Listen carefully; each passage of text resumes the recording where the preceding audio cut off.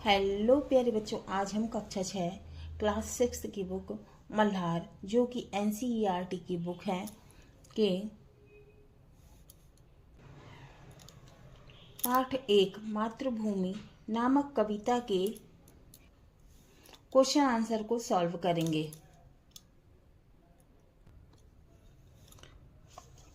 तो हम शुरू करते हैं पाठ से। आइए अब हम इस कविता पर विस्तार से चर्चा करेंगे और दी गई गतिविधियां इस कार्य में आपकी सहायता करेंगी। अब है मेरी समझ से क नीचे दिए गए प्रश्नों का सटीक उत्तर कौन सा है, उसके सामने तारा बनाइए। तो ये तारा बना हुआ है ना, ऐसा तारा हमको सही उत्तर के सामने बनाना है। पहला है हिंद महासागर के लिए कविता में कौन सा शब्द आया है। पहला है चरण, दूसरा है बंसी, तीसरा है हिमालय और चौथा है सिंधु। तो इसका सही उत्तर है सिंधु। तो सिंधु के सामने हमने तारा बना दिया। दूसरा है मातृभूमि कविता में मुख्य रूप से पहला है भारत की प्रशंसा की गई, दूसरा है भारत के महापुरुषों की जय की गई, तीसरा है भारत की प्राकृतिक सुंदरता की सराहना की गई और चौथा है भारतवासियों की वीरता का बखान किया गया। तो इसका सही उत्तर है पहला, भारत की प्रशंसा की गई। तो उसके सामने हमने स्टार बना दिया है ना, तारा बना दिया। अब कहा है अब अपने मित्रों के साथ चर्चा कीजिए। मतलब अब अपने मित्रों के साथ में, दोस्तों के साथ में बातचीत करना है और कारण बताइए। और कारण बताना है कि आपने ये उत्तर ही क्यों चुने हैं। तो इसका उत्तर है, मेरे अनुसार उपर्युक्त चुने हुए उत्तर इसलिए सटीक व सही हैं क्योंकि हिंद महासागर का प्राचीन नाम सिंधु महासागर था। तो हिंद महासागर का पुराना नाम क्या था? सिंधु महासागर। यह नाम प्राचीन भारतीयों द्वारा रखा गया था। तो ये पुराने जो भारतीय थे उनके द्वारा ये नाम रखा गया था। भारत के नाम पर सागर का नाम हिंद महासागर रखा गया। तो भारत के नाम पर इस सागर का नाम क्या रखा गया? हिंद महासागर। इसीलिए कवि ने अपनत्व के कारण इसे सिंधु नाम से पुकारा है। दूसरी ओर कवि ने प्रस्तुत कविता में भारत के पर्वत, नदियों, वृक्षों माने पेड़ों, पवन, हवा, घनी अमराइयों माने घने आम के बागों आदि की महिमा का बखान किया है। कविता में मुख्य रूप से भारत के प्राकृतिक व भौगोलिक सौंदर्य की सराहना की गई है। प्राकृतिक और भौगोलिक सुंदरता की सराहना, तारीफ की गई है। इसीलिए मेरे अनुसार ये दोनों विकल्प सही हैं। मिलकर करें मिलान। पाठ में से चुनकर कुछ शब्द नीचे दिए गए हैं। अपने समूह में इन पर चर्चा कीजिए और इन्हें इनके सही अर्थों या संदर्भों से मिलाइए। इसके लिए आप शब्दकोश, इंटरनेट या अपने शिक्षकों की सहायता ले सकते हैं। तो हमको क्या दिए हैं? शब्द दिए हैं और अर्थ दिए हैं, तो हमको मिलाना है शब्द और अर्थ, है ना। पहला है हिमालय। हिमालय का अर्थ है भारत की उत्तरी सीमा पर फैली पर्वतमाला। दूसरा है त्रिवेणी, 3 नदियों की मिली हुई धारा या संगम, माने जहाँ पर 3 नदियाँ मिलती हैं। तीसरा मलय पवन, दक्षिण भारत के मलय पर्वत से चलने वाली सुगंधित वायु माने खुशबू वाली हवा। चौथा सिंधु, समुद्र या एक नदी का नाम सिंधु नदी। फिर 5वां है गंगा यमुना, भारत की प्रसिद्ध नदियाँ। 6वां रघुपति, श्री रामचंद्र का एक नाम और दशरथ के पुत्र। 7वां सीता, जनक की पुत्री जानकी। 8वां गीता, एक प्रसिद्ध और प्राचीन ग्रंथ श्रीमद् भगवद गीता। 9वां श्री कृष्ण, वसुदेव के पुत्र वासुदेव। और 10वां गौतम बुद्ध, एक प्रसिद्ध महापुरुष या बौद्ध धर्म के प्रवर्तक। अब है पंक्तियों पर चर्चा कीजिए। कविता में से चुनकर कुछ पंक्तियां नीचे दी गई हैं। इन्हें ध्यान से पढ़िए और इन पर चर्चा कीजिए। आपको इनका क्या अर्थ समझ में आया? अपने विचार कक्षा में अपने समूह से मैं साझा कीजिए और अपनी लेखन पुस्तिका में लिखिए। तो कविता में से चुनकर कुछ पंक्तियां नीचे दी गई हुई है। ये दी गई हुई है, इन्हें ध्यान से पढ़िए, इन्हें ध्यान से पढ़ना है और विचार करना है। आपको इनका क्या अर्थ समझ में आया? अपने विचार कक्षा में अपने समूह माने अपने ग्रुप से साझा करना है ना। और अपनी लेखन पुस्तिका में लिखिए, माने अपनी कॉपी में लिखना है। वह युद्ध भूमि मेरी, वह बुद्ध भूमि मेरी, वह मातृभूमि मेरी, वह जन्मभूमि मेरी। तो इसका उत्तर है, प्रस्तुत पंक्तियों का अर्थ यह है कि कवि अपनी मातृभूमि की महानता पर गर्व करते हुए कहता है कि यह वही युद्ध भूमि है जहाँ महाभारत का युद्ध हुआ, राम रावण का युद्ध हुआ, अर्थात जो अधर्म पर धर्म की विजय के प्रतीक थे, है ना। यह संघर्ष की भूमि रही है जो हमें आज भी संघर्ष करना सिखाती है। यह पावन भूमि मेरी, वह बुद्ध भूमि भी है जिस पर गौतम बुद्ध का जन्म हुआ था, जिन्होंने विश्व को करुणा, प्रेम और अहिंसा का संदेश दिया, जिससे भारत में एकता की भावना रहे। अतः ऐसी पवित्र भूमि मेरी मातृभूमि है। यह मेरी जन्मभूमि है। यहाँ जन्म लेना मेरे लिए गर्व की बात है। माने यहाँ जन्म लेना मेरे लिए कैसा है? गर्व की बात है, प्राउड, है ना, प्राउड फील। अब है सोच विचार के लिए कविता को एक बार फिर से पढ़िए और निम्नलिखित के बारे में पता लगाकर अपनी लेखन पुस्तिका में लिखिए। पहला है, कोयल कहाँ रहती है। दूसरा, तन मन कौन संवारती है। तीसरा, झरने कहाँ से झरते हैं। चौथा, श्री कृष्ण ने क्या सुनाया था। पांचवा, गौतम ने किसका यश बढ़ाया। पहला है, कोयल कहाँ रहती है, तो इसका उत्तर है कोयल अमराइयां, है ना। अमराइयों मतलब आम के बगीचों में रहती है, जहाँ वह मधुर गीत गाती है, जहाँ वह मीठे गीत गाती है। अब दूसरा है, तन मन कौन संवारती है। उत्तर, मलय पर्वत से आने वाली सुगंधित पवन तन मन को संवारती है। माने मलय पर्वत से आने वाली सुगंधित पवन माने खुशबू वाली हवा तन मन को संवारती है। तन माने शरीर, मन माने आत्मा, है ना, तन मन को संवारती है। तीसरा है, झरने कहाँ से झरते हैं। उत्तर, झरने पहाड़ियों से झरते हैं, जहाँ वे कल कल करते हुए बहते हैं। चौथा, श्री कृष्ण ने क्या सुनाया था। उत्तर, श्री कृष्ण ने अर्जुन को गीता का उपदेश सुनाया था। पांचवा, गौतम ने किसका यश बढ़ाया। उत्तर, गौतम बुद्ध ने दया, प्रेम और अहिंसा का संदेश देकर भारत का यश बढ़ाया। ख, नदियां लहर रही हैं, पग पग छहर रही है। लहर का अर्थ होता है पानी का हिलोरा, मौज, उमंग, वेग, जोश। और छहर का अर्थ होता है बिखरना, छितरना, छिटकना, फैलना। कविता पढ़कर पता लगाइए और लिखिए। फिर है क्वेश्चन, कहाँ कहाँ छटा छहर रही है, तो इसका उत्तर है पग पग।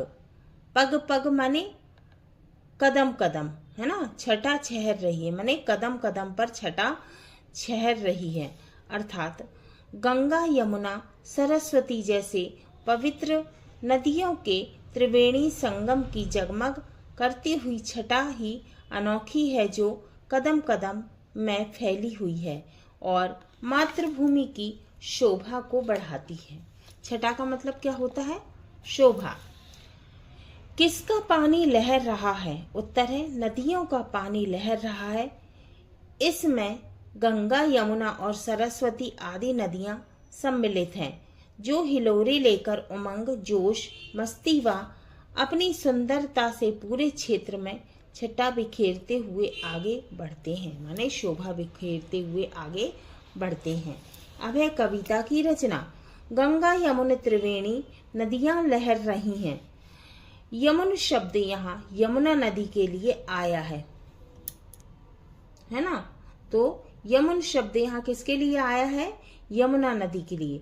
कभी कभी कवि कविता की लय और सौंदर्य को बढ़ाने के लिए इस प्रकार के शब्दों को थोड़ा बदल देते हैं, है ना, देते हैं। यदि आप कविता को थोड़ा और ध्यान से पढ़ोगे तो आपको और भी बहुत सी विशेषताएं पता चलेंगी। आपको जो विशेष बातें दिखाई दें उन्हें आपस में साझा कीजिए, माने आपस में बताइए और लिखिए। जैसे सबसे ऊपर इस कविता का एक शीर्षक है उत्तर। इस कविता में कुछ विशेषताएं निम्नलिखित हैं। मातृभूमि। मातृभूमि शब्द का अर्थ है माँ की तरह प्यारा देश, जो कवि के देश प्रेम और मातृभूमि के प्रति समर्पण को दर्शाता है।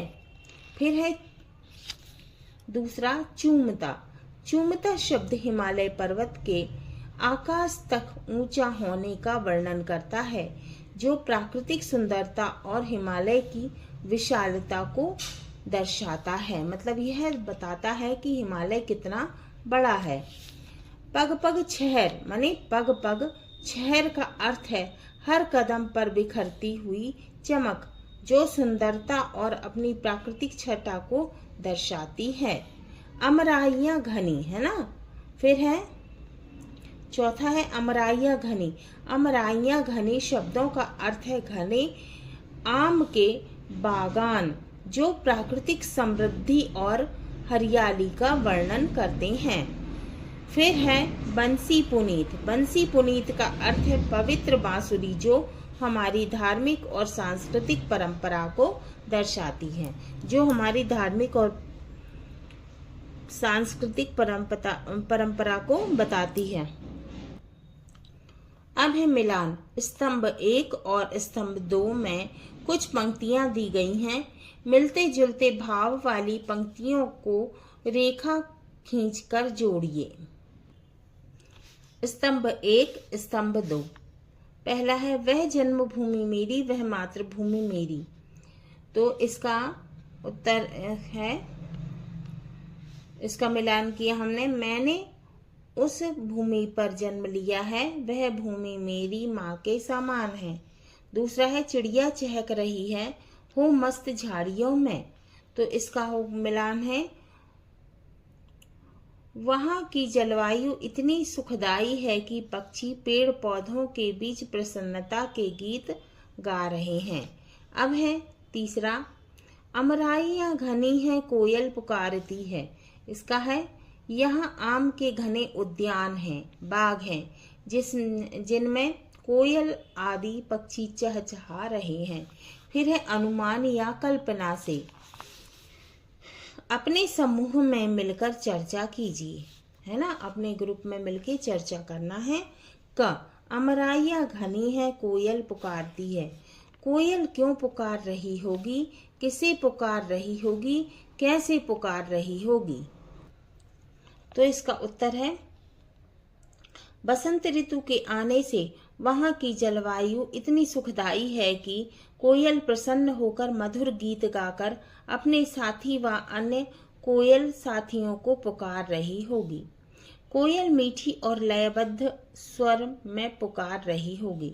फिर है खा बहती मलय पवन है तन मन संवारती है। पवन किसका तन मन संवारती है, वह यह कैसे करती है। तो इसका उत्तर है पवन सभी जीव जंतुओं और मानव का तन मन संवारती है।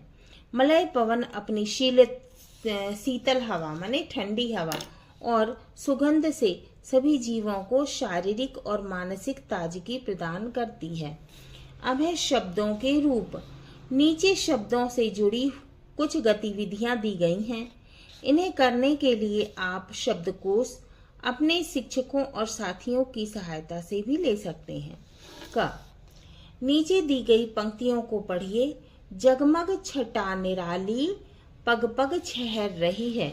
इन पंक्तियों में पग शब्द 2 बार आया है। इसका अर्थ है हर पग या हर कदम पर। शब्दों के ऐसे ही कुछ जोड़े नीचे दिए गए हैं, इनके अर्थ लिखिए। अब है घर घर, बाल बाल, सांस सांस, देश देश और पर्वत पर्वत। तो अब इसके क्या करना है, अर्थ लिखना है जोड़ों के, है ना। अब क्या है उत्तर, घर घर, हर घर प्रत्येक घर, ठीक है। जैसे घर घर में त्योहार की धूम मची है, अर्थात हर घर में त्योहार का जश्न मनाया जा रहा है ना। तो हर घर में त्योहार का क्या मनाया जा रहा है, जश्न, है ना। अब है बाल बाल, बहुत ही मुश्किल से संकट से बचना, बहुत ही कठिनाइयों से संकट से बचना। जैसे वह बाल बाल बच गया, तात्पर्य यह है कि वह बड़ी ही कठिनाई से संकट से बचा। सांस सांस, हर सांस प्रत्येक सांस, जैसे सांस सांस में ईश्वर का नाम लेती हूँ, तात्पर्य यह है कि हर सांस में ईश्वर को याद करती हूँ। देश देश, हर देश अनेक देश, जैसे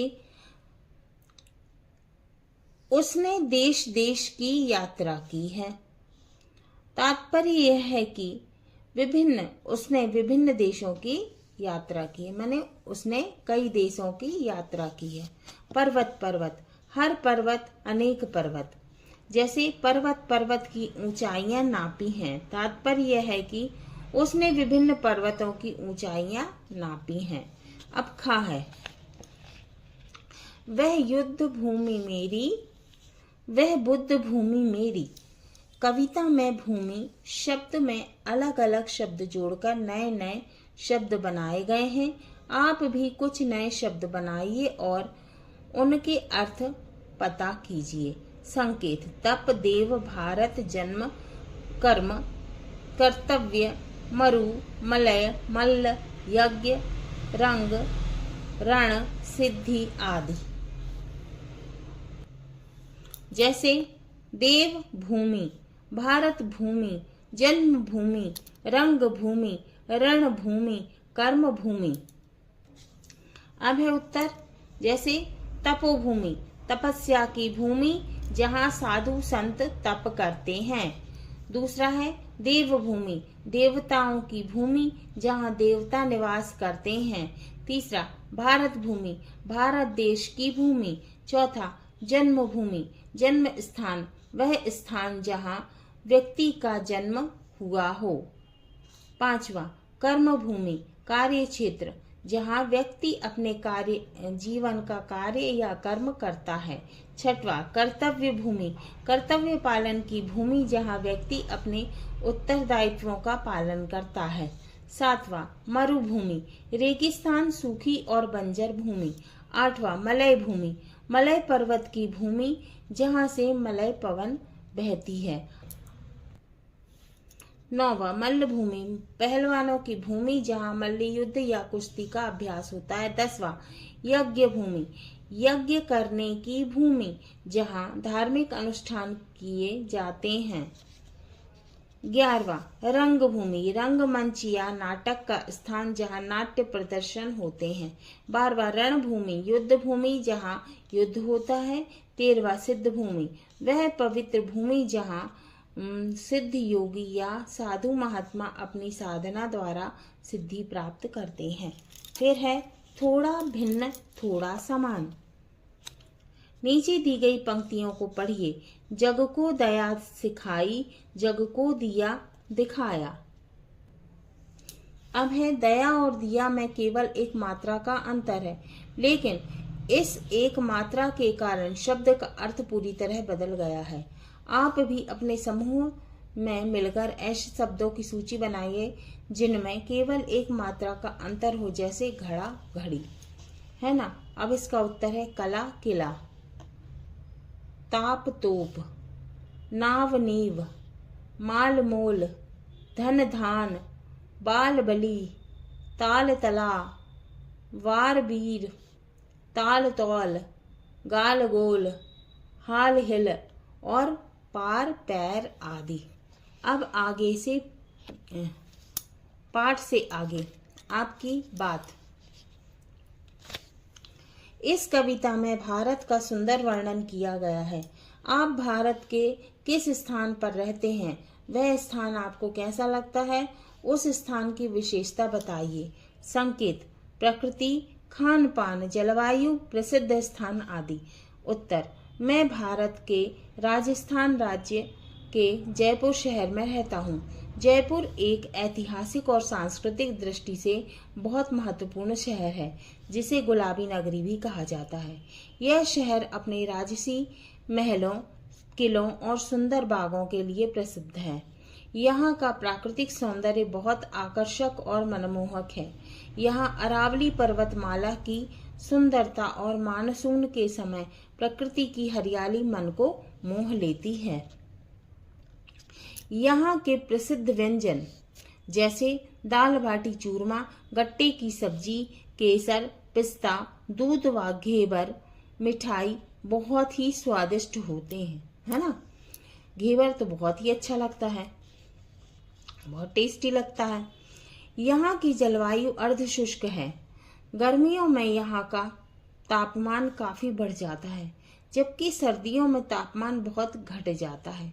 जयपुर में देखने योग्य कई प्रसिद्ध स्थान है ना, फेमस जगह है ना, कई फेमस जगह है देखने के लिए, जैसे आमेर का किला, हवा महल, जंतर मंतर, सिटी पैलेस और नाहरगढ़ किला। ये सभी स्थान न केवल ऐतिहासिक महत्व रखते हैं, बल्कि अपनी वास्तुकला के लिए भी प्रसिद्ध हैं। जयपुर की इन विशेषताओं के कारण मुझे ये स्थान बहुत पसंद है और यहाँ रहकर मुझे गर्व महसूस होता है, मतलब प्राउड फील होता है। ख, अपने परिवार के किसी सदस्य या मित्र के बारे में लिखिए। उसकी कौन कौन सी बातें आपको अच्छी लगती हैं। उत्तर: मेरे परिवार में मेरे पिताजी मेरे सबसे प्रिय सदस्य हैं। वे मेरे साथ मित्रता का व्यवहार करते हैं। मैं उनसे अपनी प्रत्येक बात साझा करता हूँ, मैंने अपनी सभी बातें मैं उनको बताता हूँ। उनकी बहुत सी बातें मुझे अच्छी लगती हैं, जो मेरे जीवन के लिए प्रेरणास्पद भी हैं। मेरे पिताजी बहुत ही मेहनती और ईमानदार व्यक्ति हैं। वे हमेशा अपने काम को पूरी लगन और निष्ठा के साथ करते हैं। मेरे पिताजी बहुत ही दयालु प्रवृत्ति के हैं। वे हमेशा दूसरों की मदद करने के लिए तैयार रहते हैं और समाज सेवा में भी योगदान देते हैं। मेरे पिताजी अपने परिवार के प्रति बहुत समर्पित हैं। वे हमारे प्रत्येक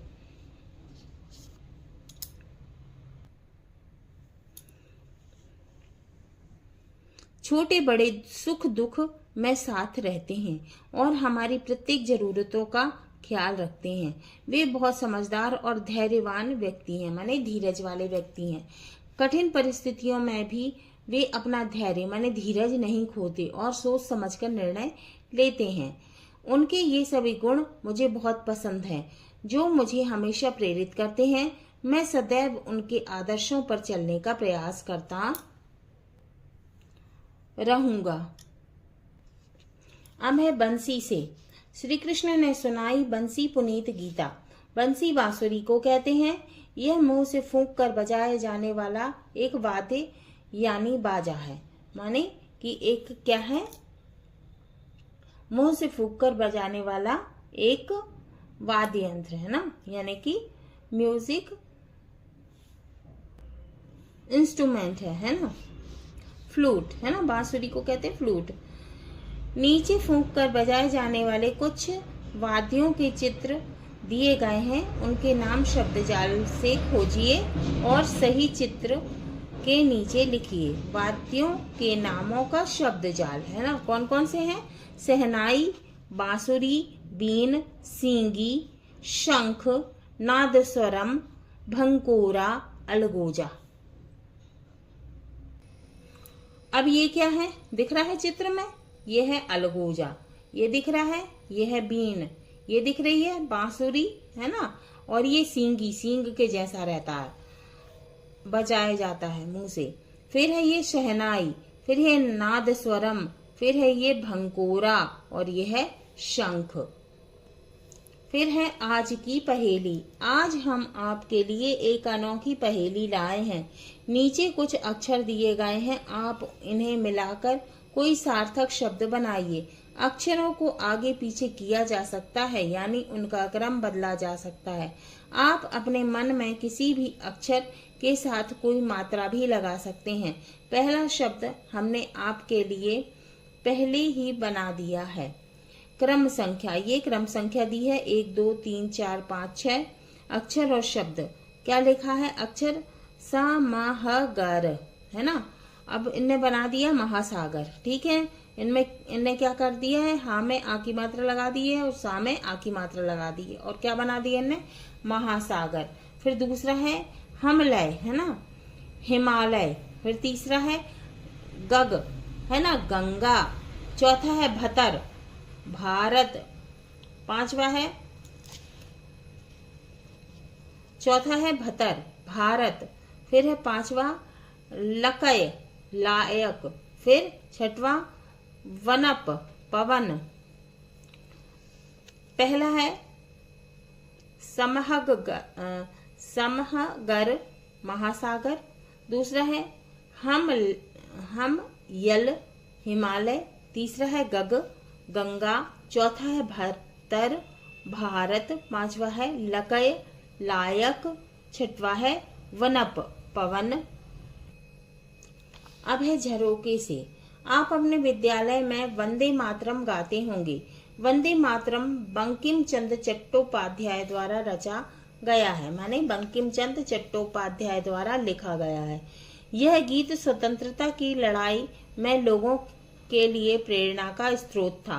भारत में इसका स्थान जनगणमन के समान है। क्या आप इसका अर्थ जानते समझते हैं? आइए आज हम पहले इसका अर्थ समझ लेते हैं, फिर समूह में चर्चा करेंगे। वंदे मातरम और भावार्थ। वंदे मातरम और उसका अर्थ। वंदे मातरम इसका अर्थ है, हे माता मैं तुम्हें प्रणाम करता हूँ।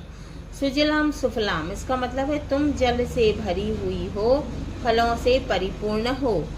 फिर है मलयज शीतलाम, माने तुम्हें मलय से आती हुई पवन शीतलता प्रदान करती है। फिर है सस्य श्यामलाम मातरम, तुम अन्न के खेतों से परिपूर्ण वंदनीय माता हो। वंदे मातरम, हे माता मैं तुम्हें प्रणाम करता हूँ। शुभ्र ज्योत्सना पुलकित यामिनी, माने जिसकी रमणीय रात्रि को चंद्रमा का प्रकाश शोभायमान करता है।